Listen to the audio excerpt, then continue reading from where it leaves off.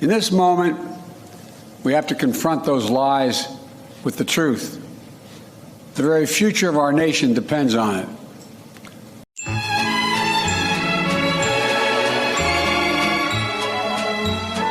We, the people, must decide whether we will have fair and free elections, and every vote counts.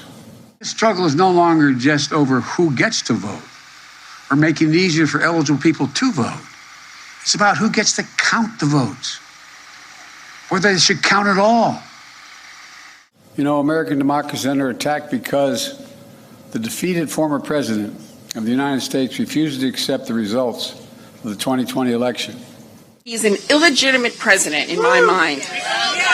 That's it. I think all the talk about impeachment and what the Democrats should do, that's fine. It's theoretical at this point. Let them investigate. Let them subpoena. Let them go to the Supreme Court. He's illegitimate. And my biggest fear is that he's going to do it again with the help of Vlad, his best pal, and we're going to be stuck for 6 more years with this guy. And that is terrifying. It's terrifying. Would you be my vice presidential candidate? Folks, look, I absolutely agree. The great irony about the 2020 election is that it's the most attacked election in our history. And yet, there's no election in our history that we can be more certain of its results. We have put together, I think, the most extensive and inclusive voter fraud organization in the history of American politics. Yet now, extreme MAGA Republicans aim to question not only the legitimacy of past elections, but elections being held now and into the future. Speaking of voting rights legislation, if this isn't passed, do you still believe the upcoming election will be fairly conducted and its results will be legitimate? Well, it all depends on whether or not we're able to make the case to the American people that some of this is being set up to try to alter the outcome of the election.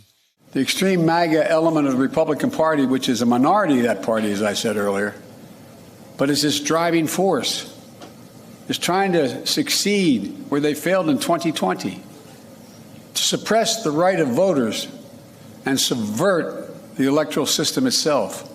Tonight I call on the Senate to pass the Freedom to Vote Act, pass the John Lewis Act, Voting Rights Act. That means denying your right to vote and deciding whether your vote even counts. About election subversion, not just whether or not people get to vote. Who counts the vote? That's what this is about. That's what makes this so different than anything else we've ever done. It's estimated that there are more than 300 election deniers on the ballot all across America this year. And the prospect of being illegitimate is in direct proportion to us not being able to get these reforms passed. We need to start looking out for each other again, seeing ourselves as we the people, not as entrenched enemies. Too much of what's happening in our country today is not normal. Donald Trump and the MAGA Republicans represent an extremism that threatens the very foundations of our republic. There's been anger before in America. I've been having these quiet conversations with the members of Congress for the last 2 months. I'm tired of being quiet. There's been division before in America. Really? Really? Really? There's an alarming rise in the number of our people in this country condoning political violence.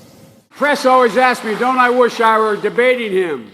No, I wish we were in high school, I could take him behind the gym. That's what I wish. Because silence is complicity. And I'm happy to take questions if that's what I'm supposed to do, Nance, whatever you want me to do. Cut him off. Now.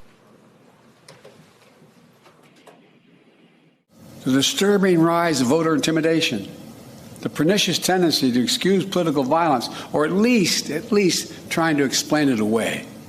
Antifa is an idea, not an organization. Oh, you got to be not kidding. militia. At our best, America is not a zero-sum society.